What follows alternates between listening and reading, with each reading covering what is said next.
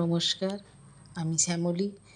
আজকে একটা রেসিপি নিয়ে এলাম, চুনো মাছের ঝাল দিয়ে।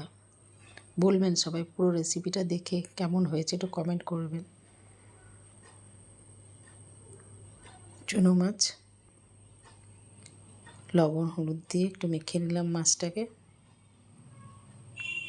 কড়াইয়ে তেল দিলাম,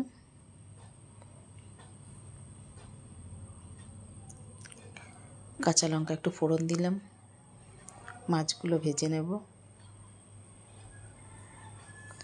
পেঁয়াজ কুচানো দিয়ে দিলাম, সামান্য একটু লবণ দিলাম পেঁয়াজটা নরম হওয়ার জন্য। আবার মাছগুলো দিলাম,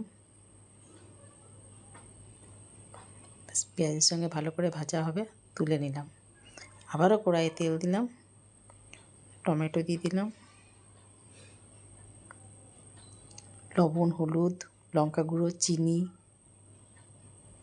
সর্ষে পোস্ত কাঁচা লঙ্কা রসুন দিয়ে একটা পেস্ট বানিয়েছিলাম, সেটা দিয়ে ভালো করে নেড়ে মশলাটাকে কষিয়ে নিলাম। উপর থেকে কাঁচা তেল দিয়ে দিলাম সর্ষের। কেমন হলো রান্নাটা একটু বলবেন, কমেন্ট করবেন, সাবস্ক্রাইব করে দেবেন, শেয়ার করে দেবেন।